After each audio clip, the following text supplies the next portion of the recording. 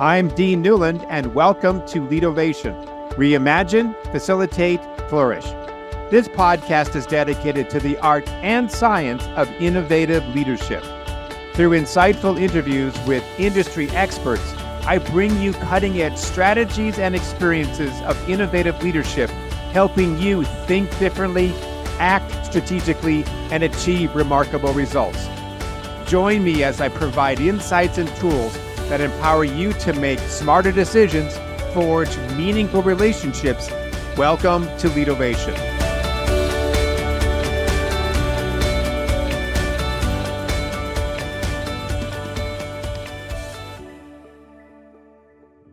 AI is changing hiring faster than most companies realize. Automated interviews, resume filtering, and algorithmic-driven recruiting are becoming the norm. But according to executive recruiter Mitch McDermott, companies that remove the human element from hiring may be creating a massive long-term problem. In this episode, we explore the future of leadership, why culture is really built by mid-level managers, and how to stand out in an AI-driven job market.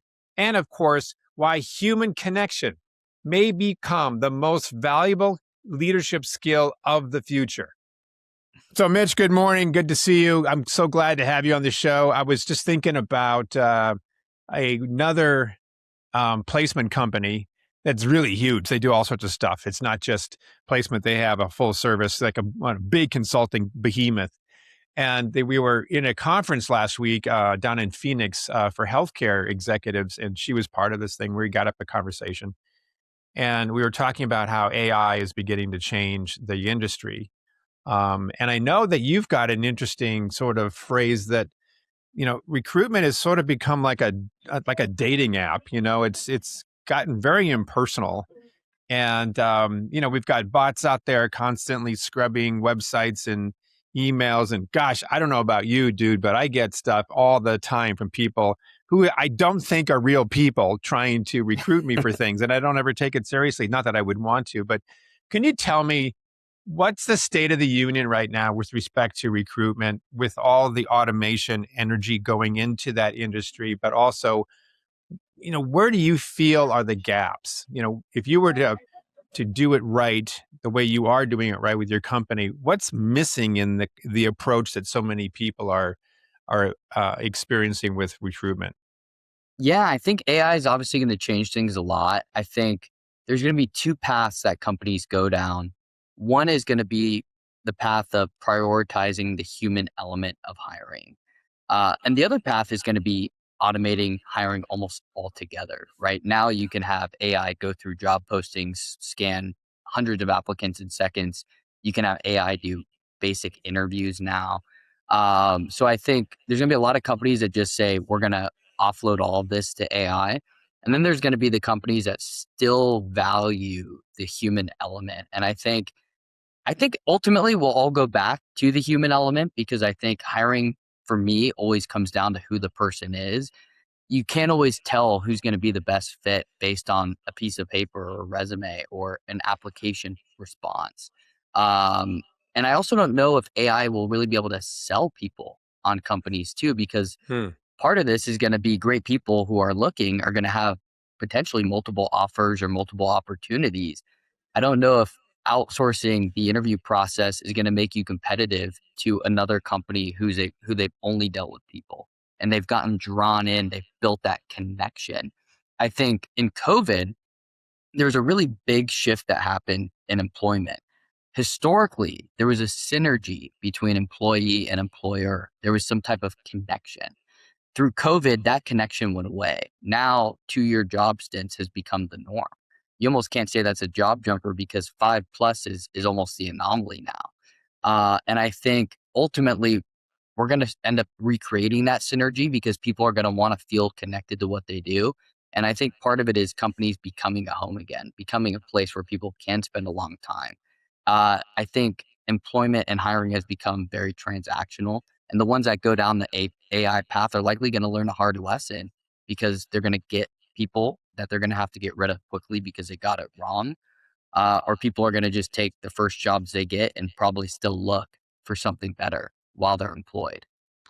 So obviously, I mean, there's one organization, a healthcare organization, they have $3 billion in revenue, 17,000 employees. I mean, they're looking to AI as a way to be able to streamline some of their recruitment and HR processes. Let's just take a look at recruitment. Where does AI make sense within Yeah. a recruitment process, and where does it become counterproductive, where we are sending the wrong message and we might even be getting the wrong people?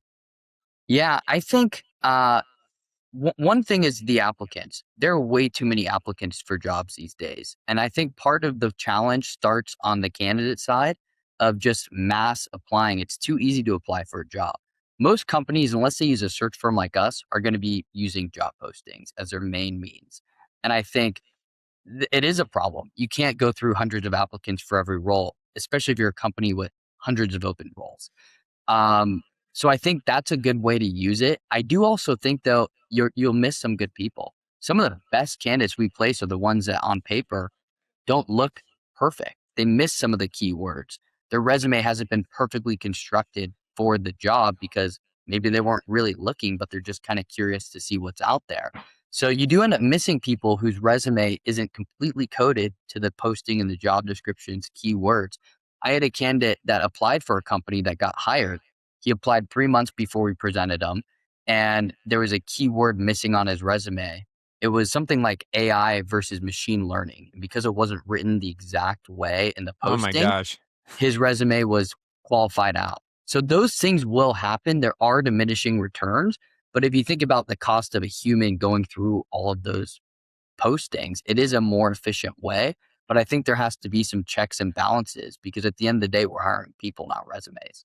How do you, that's a great tagline. That's a t-shirt right there. Could be.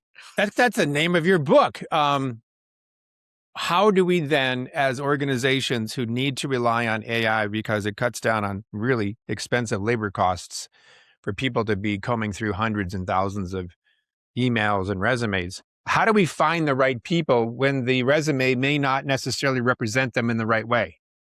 Yeah, I think it's going to be right now. AI is very quantitative. It's here's the words we want you to search for, and if they don't have them, weed them out. I think there's a way eventually with the rate AI is accelerating to make it more qualitative.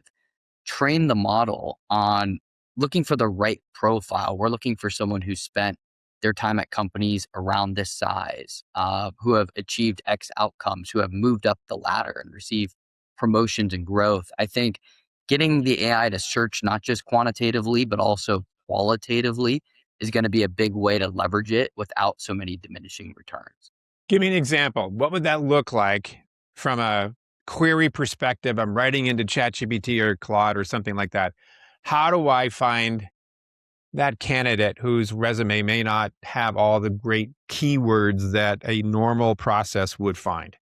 Yeah, I think almost treat it like a go to market strategy for sales. Define the profile, the ICP. We're looking Mm. for someone who's mid career, somewhere between 10 to 20 years, who's at a company of this type of size, really making it more specific to the profile of the candidate you're looking to hire, less around the criteria for that hire, and kind Mm. of blending some of those together and making sure the criteria is also flexible. Like, I'll give you an example. I work on searches where I get a job description, then we sit down with the CEO and talk about what they really need.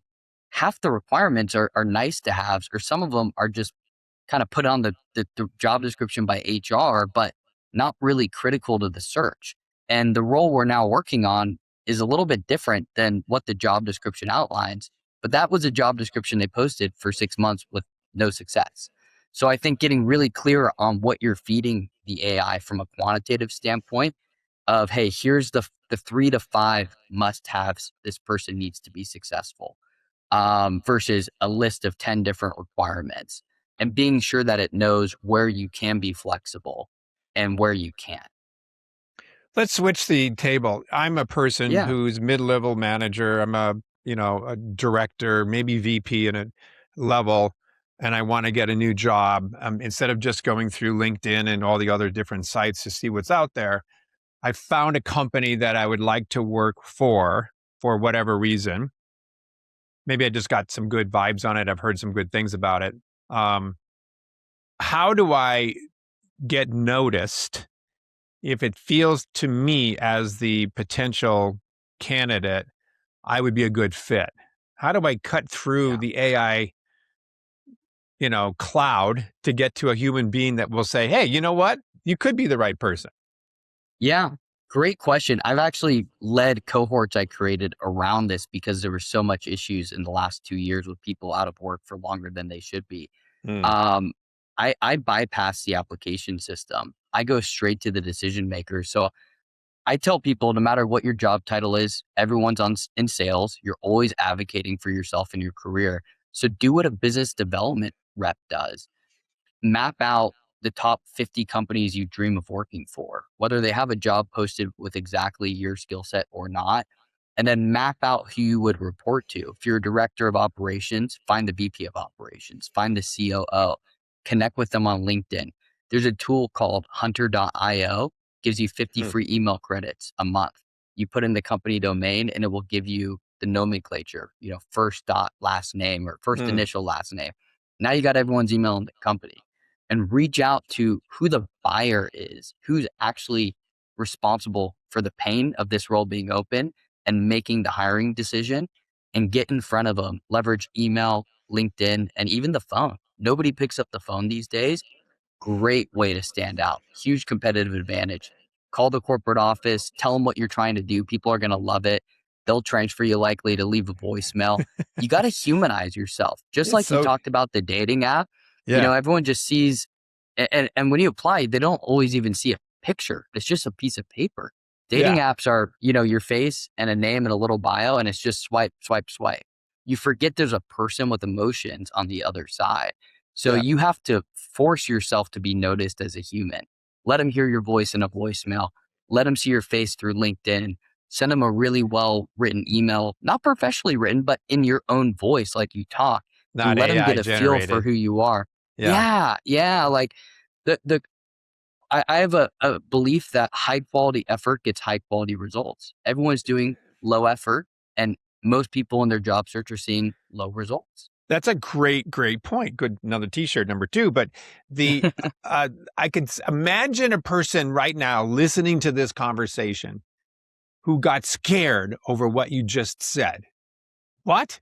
I got to get on a flipping phone call and talk to somebody that I don't know. I remember when we started our company many, many years ago, we did cold calls and we always got stopped by Yeah. usually the secretary who wouldn't let us through. And maybe at one point after a while we did. I mean, it was sometimes like, oh, that's hard, right? And it's you face rejection. It's not easy. Yeah. And of course, we've gotten so quite frankly lazy in our social interactions because we can now communicate virtually so prolifically that the face-to-face conversation, the calling somebody up on an old-fashioned phone feels difficult because we just don't do it very often. Like my Yeah. son sometimes he wants to text me all the time. In fact, he just texted me a second ago while we were on this conversation. And if it's a sensitive situation, I always say, I'm not having this conversation over a text. You got to call me and we'll talk about it, right? So we've Hmm. gotten very, very used to the automation of communication. And I do think you're absolutely right. With that effort to be able to be noticed, I think you're going to get a better result. I know that I'm always trying to connect with potential clients as in my role. I just spent 3 days at a conference with CEOs at major healthcare organizations. I don't know what's going to happen. I got to listen to what they think about, talk about, worry about, dream about. That was valuable information. And yeah, a couple of, conversations over dinner might turn out to be something, but I put myself in the place where they go and hang out. Do you recommend Yep. that? Absolutely. Especially for executives out of work, go to industry conferences, go meet board Hmm, members, private equity owners, go go be seen and get noticed and build relationships and network. At the mid-level, I think that's also helpful. But I also think, CEO jobs aren't normally posted. You don't always know. There's right. such a hidden job market. And sometimes even at the director level, I would say 40% of the roles we work on are confidentially replacing somebody. So there's a lot of opportunity that is not publicly seen that exists. And that's where I think getting out proactively building relationships is a great way to stay top of mind for those types of needs that you might not even know exist. So Um, yeah, good. So flipping back to the other side now, the company side of the equation. I'm assuming, tell me if I'm wrong, that AI can be good in terms of being able to find potential um, clients or candidates for a position. And if you change the query, you're not going to be so hung up on specific SEO words. But I'm assuming that the human characteristic comes in, that you're not necessarily a fan of AI interviews. You're more saying, let's actually get on the phone, get on a Zoom call or face to face when we are actually at that point where we've got a small body of people, maybe two or three or four people that we're really yep, considering. That's when the face to face comes in. Am I correct? absolutely. Yeah, okay. Yeah. Yeah. Yeah. Yeah. And I think it really depends on the strategy. If you have a volume approach, right? If you're in sales and your goal is just to email thousands of people a month and hope that something sticks, AI is great. If you'll work with anyone and you'll sell anything that moves, if you're looking for a specific client who fits a certain profile and culturally aligns, you're gonna have to go out and hunt that client because Mm, they're not always out there. Same with hiring. If you're just looking to put butts in chairs, AI is great. If you're really at a stage in your business where the role's critical and it could make or break the trajectory of the business, there might not be so many people out there who are going to fit what you're looking for. So, like for us, we don't automate a lot of our process. What I automate with AI is the things that take my people off the phones. We make cold calls. That's our biggest competitive advantage. We are not a volume firm. We find the best 25 to 30 people who mm. fit what our clients looking for. 90% of the people we place are currently employed and not looking. So we're selling. Our recruiting job is almost like a sales job. You get hung up on, you're calling people who aren't interested. We have to show them why their career could be better and their life could be better at one of our clients' companies. And it's very different than, again, going through hundreds of applicants and just sifting through the best 20. I have this aversion to calling up helplines, call it, anything, a bank or insurance Hmm. company, and spend about 2 or 3 minutes trying to get myself to a real human being. Yeah, And to me, it's a bad taste in my mouth for that organization. Maybe it's because of my age, and I'm used to a world when we didn't have to go through all of that. I get it. I mean, I'm a product of my birth date, but I'm also suspecting, based on what you're saying, is that the process by which you are seeking to find candidates conveys the culture of your company. And if I so, agree. could you speak more about that? Yeah, yeah. I think again, if you're an organization that says we only employ top talent and we value our people, and you show them that through the hiring process, you're going to attract top people. If you say that, but you conduct a search in a volume fashion where they're doing the first interview with AI, I think we're at a point where most mid-level leaders, especially because they're probably around more in between our generations, you know, they're not going to likely be really fired up about something if that's their first conversation is a 30-minute call with a robot. They're gonna Right. probably leave, and again, you gotta look at it as it's a battle for talent. Top Yeah. people have options. If it's between you and someone else and they make it to the final rounds of both, but you had an AI interview first, it might leave a different impression of what kind of company you are. I think your hiring process is an indicator of the environment they'll ultimately work in. How quickly you respond, do you give thorough feedback? You know, the companies that sit around and wait and leave people on the bench too long, that also creates a message of how things move. How effective are you at communicating? How do you 100%. make decisions? Yeah. Can you make decisions? That oftentimes is why our clients don't attract who they ultimately want, is something in the process enlighten the candidate about a concern of what working there would actually look like. So the future of talent looks a little bleak. And in terms of the fact that we've got people, younger people are just not having babies at the same rate that we used to. Yeah. And I mean, the baby boom of after World War II got us off on a great start, but it's really depleted. And right now it's really low. you take a look at Japan, we are seeing Japan as maybe what we're going to look like in the future, where we have a big elderly population and a very skinny, thin, sparsely populated group of people who are actually creating revenue and taxes to be able to support all these people. So the talent to run these businesses, as far as I can tell, is going to become even more and more tight. What do you see in the future, Mitch, in terms of search, finding talent, and how does, on both sides of the fence, a company compete in a very, very even more competitive market to find top people? And then what should the individual in the future start thinking about in terms of how do I get noticed? Yeah. I'll go back to the dating analogy, right? There's a saying that you need to become who you want to attract, right? Mm, If you want a certain partner, they're going to expect something in return of who you are and who they want in a partner. I think companies need to reflect more on that. If you want a certain type of talent in your organization, look within and see if you can really offer what that person would want from a compensation standpoint, growth standpoint, culture standpoint. Is your environment a place that that person that you want and desire would be drawn and attracted to? And I think as far as what the future looks like, so much is going to change. I have no idea, but some of my predictions are the human element will eventually come back because I think at the end of the day, like any business book, business success is all about the people. And I think we're going to have a correction in 5 years where leadership, things that really only a person can do, inspire, motivate, really the feel aspects of business are going to become a priority again hmm, because it's going to become so transactional that people are going to understand why are we losing our people so quickly? Why has employment become so transactional?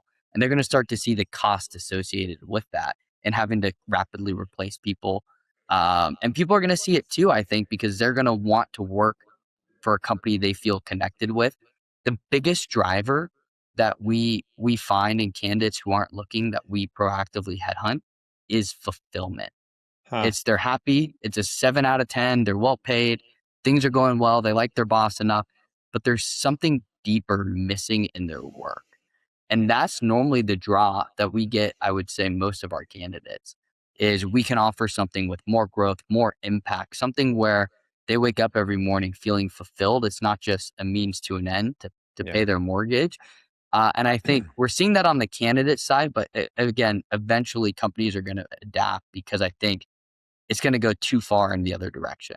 I think you're right. In some ways, I'm already seeing some of that happening now. I mean, we've been thinking about it as a 30-year-old, human development firm. We've been looking and seeing, okay, now these virtual coaches and you got apps on your phones, but people are hungry for interaction. They want that Yeah. person who really listens, not the app that listens and pretends to be a person. The I was thinking about what you just said, that there was a recent study that came out by Gallup, which they do every year or so, around engagement across the United States and I think the world. Engagement levels are the lowest they've been for a long, long time. Yeah. It's not good, right?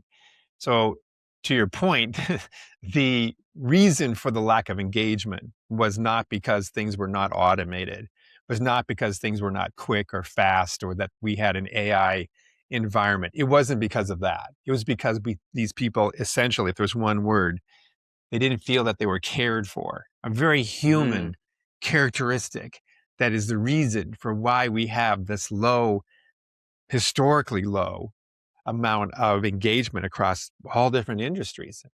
And that's not AI. That's human. That's humanity. That's people to people. yeah. So it's a great point. You've talked about culture now a few times, Mitch. And I was reading up on you a little bit, and it sounded like your perspective, which is a little unorthodox when it comes to culture, is that it's mostly encouraged and grown at the mid level of an organization versus the top down. That's a little different idea. Could you Yeah. share why you have that perspective? Yeah. That's a great question. And I think it starts at the top, but the mid-level team is the translator. They're Hmm. the ones translating that message to the masses. You could have a strong C-level team. You get a director or VP who doesn't fit that culture. The message that entire organization underneath that person or entire function going to be totally different from everyone else. They're going to be hiring people who don't fit the mold of the entire organization. So Hmm. I look at it for results too. C-level team could have a great strategy. If that is mistranslated to the masses, we're going to have a problem. So I think in reality, the mid-level team is really responsible and critical to making sure that the culture that the C-level team and the CEO sets is actually being received and the environment's really being creative to the people on the ground floor. What's your definition then of culture? I hear so many different versions of that word and how one defines it. How do you define culture? Yeah, I think it comes down to values and environment. And quite frankly, standards and norms. I think it's Hmm. the values of the organization, if they really actually have values, right? Most companies I meet with, it's words on a website. It's not really who they are. But I think the ones that really have strong values attract people with those values and can use it as a way to qualify talent. And I think it's the environment and the norms and expectations. What oftentimes for me, culture is not what's said, it's what's unsaid, what people can get away with, what's allowed, right? The messages that people are getting just by observing, not by listening. So I think it comes down to really that the environment and the norms you set as standards for the business. And people are either going to be below that floor or they're going to be at the floor and above it. So you said that the mid-level manager director is the one or the ones who translate the messages, the strategies from the C-suite, which I like that definition. How does the role of translator of higher up strategy evoke or encourage culture? Yeah, I think it's how they lead, how they manage, right? I think it comes down to who they keep on the team, who they don't. Hmm. Because at the end of the day, people are going to look around at who's next to them. And if people start sticking out or if things go unrecognized that are against the culture, then they start to loosen up on what they think's acceptable and appropriate in the business on the ground floor level. And that starts to bloom. Yeah, I agree with that a lot. I think about change management and how you are able to bring change about in an organization that's, say, not a small company, but a large company or mid-sized Mhm. company. To your point, it's the mid-level manager, it's the supervisor, it's the people on the floor with their teams who have the greatest influence on as to whether or not this particular change is going to happen or not. They are the ambassadors. They're the ones who translate all this idea into action. If that doesn't work there, it's not going to work at all. And Yeah. sometimes when we get into change management, as you know, we don't involve those people in the conversation. They don't have a say in the design of the change. They're just the implementers, the translators, and sometimes we don't accept it because nobody asked our opinion because we're the ones who know anyway. But so that whole disconnect Yeah. between senior leaders and mid-level leaders. What happens if you've got? I mean, going back to this theme around culture is sort of being defined in some ways. Maybe that's not the word you said. More um, maybe more modeled at the mid-level manager level. What if you've got a culture at the C-suite that do as I say, not as I do kind of thing, right? It's they are not really living the values, but they they're not representing the real culture of the organization, Mhm. but the mid-level managers want to. Is that possible? Can we actually have two cultures living in the one in the same organization?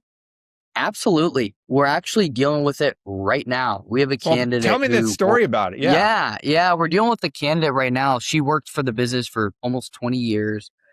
She's their head of sales. And the company, the owner sold to private equity about 2 or 3 years ago. And her biggest reluctance to make this move is her team. Hmm. She is the protector of her team. She's taken all the heat from the new C suite and the private equity firm and shielding her team from those messages. So we do see that quite a bit. And I think that's where people start to look and leave is the weight that they bear trying to protect the people underneath them from what's going on at the top and shield them from that type of kind of cultural environment. Interesting. So it brings up another thought as you were getting Yeah. into that description there is around structure, because you've got a sense, a bird's eye view about how organizations are structuring themselves per the jobs they're trying to fill. So you must find out, like, all right, so you want to fill this position. Who does that person report to? Who reports Yep. to that person? And all of a sudden, you start to get kind of a composite, I'm sure, of the structure of Hmm. leadership, or maybe you're in your process, you even ask for an org structure. My question is sort of this: do you see the trends in structure changing? Who, for whatever reason, we have a different number of people coming into the workforce that have different values than the Gen Xers and the baby boomers, for example. So, sidebar on why I'm curious about this. I was just listening to another podcast. It's very long, took 3 hours, Wow. called Acquired, and they dig very deep, research based, take a lot of time, interview a lot of people about a particular company, and they were just doing one that I was listening to about Epic, and Epic is the electronic medical record system that started, 47 years ago, right? And they do not have much of a structure. In fact, I talked to one of the um, employees who's been around for 25 years just last week. And he says, of all of the work that we have, 607 um, companies that we work with, none of them have ever left Epic, by the way. They never lose a client. I said, well, how many salespeople do you have? And he said, 8. I said, how do you have 8 salespeople when you have this many companies that you have worked with? And it just was fascinating to sort of hear him talk about the lack of structure. They don't have budgets the way in which you and I normally think about budgets. Hmm. So what are you seeing in your crystal ball as you look towards the future around structure of companies? Is something new coming about? Are people trying on some new structure models? Or are we going to pretty much stay with this sort of hierarchical model that we've been doing for quite some time? Yeah, I think it's fairly split. Um, it's interesting because I find some of our clients that rely less on structures and budgets perform better, because they Hmm. don't confine themselves in a box. So, like, I'll give you a great example. One of our best clients right now, we've done about 4 searches with them this year, all VP level. Um, they set a budget, and almost everyone they hire is above it because they understand the cost benefit of paying 20K more for someone who can drive significantly more results and outcomes. Hmm. And we have this understanding that, hey, we're going to work in the budget, but if we come across an outlier, we're going to send them to you. And almost every time that outlier, they see what we see and they're willing to stretch for talent. And we see this a lot. We see clients where they're very firm on things like this. They're very structured. They have a process. We have a client right now, massive corporation, normally very structure driven. We had a candidate who um, already had an offer that they loved, and they were willing to kind of throw away a process to get the offer out and expedite things and get it done. Hmm. Where a lot of massive global companies go, nope, we have to do it this way. Um, and they end up losing people because process sometimes can be the killer of performance. But you're talking about the structure to find a candidate. I'm talking about the org structure of a company. Do you see Hmm. those structures changing? Like, think about the way Zappos was structured as an Yeah. organization. The way I just mentioned a little bit about Epic. People try out new structures once in a while and see if they work. There's a lot of, out of the box thinking sometimes that comes with that. Sometimes they're successful, sometimes they're not. What is your sense? Are you seeing the trend around more of a traditional hierarchical? This is the boss. We have 7 direct reports, and each one of them have 7, and that 1 to 7 model seems to work. Is that what we're going to continue to see, especially as AI starts automating all this? Does AI become part of our structure, like a seat at the table, like a team member? What's your thought? Yeah. I mean, I am seeing organizations get flatter. I'm Mm. seeing less leadership, uh, more clear channels from the top to the bottom, even at big companies. So I'm definitely seeing a trend going toward flattening and keeping communication tight from all levels. Uh, some of our bigger clients, they're senior leaders that run global teams are pretty involved even at hiring for IC level roles. Hmm. So it's because they've gotten rid of the manager, the senior manager, the director, and then the VP, and they've created a much more lean environment, which is helping them make decisions quicker. Honestly, I think it's also helping improve their culture because there's less telephone happening from the Hmm. top down. So I am seeing a big shift to companies reorganizing in a way that is flatter, but prioritizing talent to where they don't need as many people because the people they have in place are performing at 1 to 2 times a standard employee's output. And is that because of the Yeah. help of AI that they are getting flatter? Like, is Yeah. an AI enabled organization that uses AI to not just, I mean, it's really transformative, right? Let's say really, Mhm. we really lean into it. Are we seeing the result of that, a flatter organization? I'm not seeing a lot. So you'd be shocked at how little I see AI being implemented in our clients' businesses. Do you expect that when they do, that the Yeah. result will be a flatter organization? I think there'll be less people, but I don't think there'll be less on the leadership side. I think there will be Okay. flatter, but there's going to be less boots on the ground because agents and AI will be able to start doing a lot of those things to Mm. where one employee as an IC might have a team of 3 agents and they're able to now take on the work of a 5-person team because they're doing the things that really a human needs to be doing, but everything else has been automated through AI. I think leadership here's the interesting thing. I think we will see a decrease in leadership, but Hmm. it will go back up because I think at the end of the day, people need to be inspired.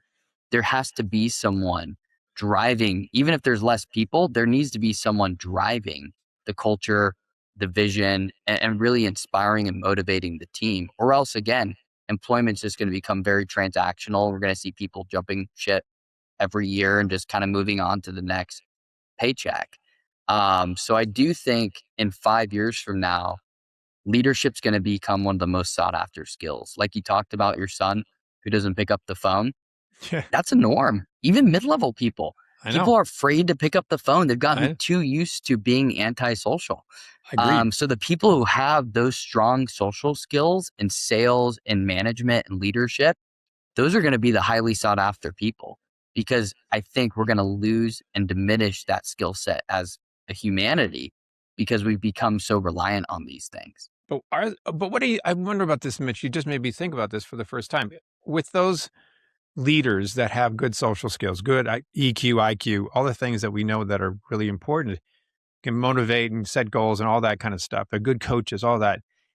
In that mix has to also be, I'm assuming, some understanding of how do you lead an organization of people who also are adapting to and using AI. That AI is one of the new people who are sitting at the dinner table.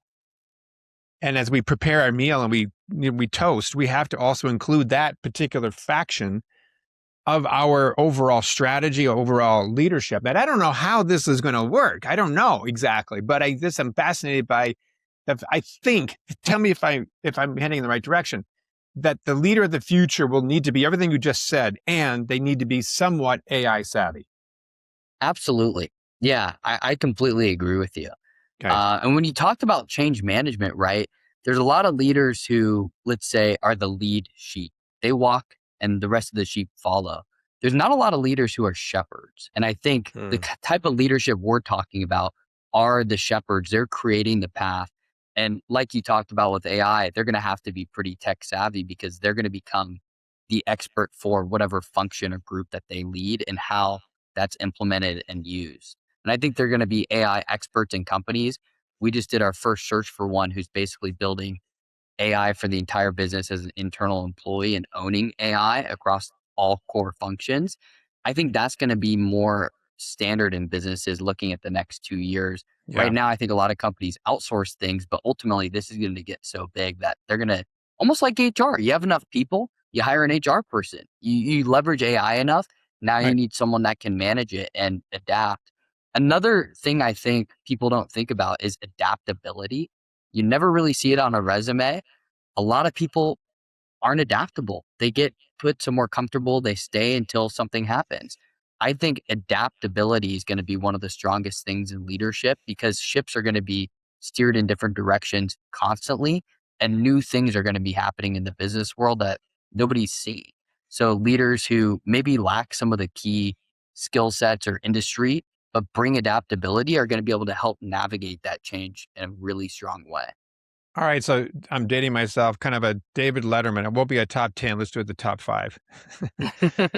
Top five things organizations should be doing when it comes to search, according to you, that would make them successful finding the right um, the right candidate. Yeah. First thing, hire for outcomes, not criteria. Look at why the role is open, what you're looking for this person to achieve, and reverse engineer that into the hire you need versus putting words on a job description, putting it in ChatGPT, and then making that the baseline for how you vet and qualify and screen candidates. I think that's the biggest one. Number two, I would say treat your interview and recruiting process like a sales process. Time kills deals. Always be closing. Make sure that every interview you have, that person leaves more excited, more interested, more engaged. Another one, and it kind of ties in with that, is conduct what I call 50-50 interviews. Half Hmm. the time you're interviewing them, the other half, they're interviewing you. Some of the biggest feedback we get from candidates is, hey, great interview. I really liked them. I had 5 minutes at the end for my questions. I really don't know if I'm interested because I don't know enough about them. So I think that's a really important So thing is make sure it's an you interview half for the both time is for sides. them asking you questions about the company, the position, and so forth. So you structure it that way. Yeah, yeah, I and like and it. most of the time it can be a free flow conversation, but make sure you're consciously thinking, okay, have I given them enough space and room to start to bring up some topics and start to run things by me? I think the fourth one would be get alignment internally. Um, a big reason we see candidates get turned off or companies not be able to make decisions, which then translates a message to the talent market, is they're not aligned. Hmm. Different perspectives. Before you go to market for a role, get all the key stakeholders together and make sure you don't have too much difference in opinion around what the role is, Hmm. the objectives or outcomes.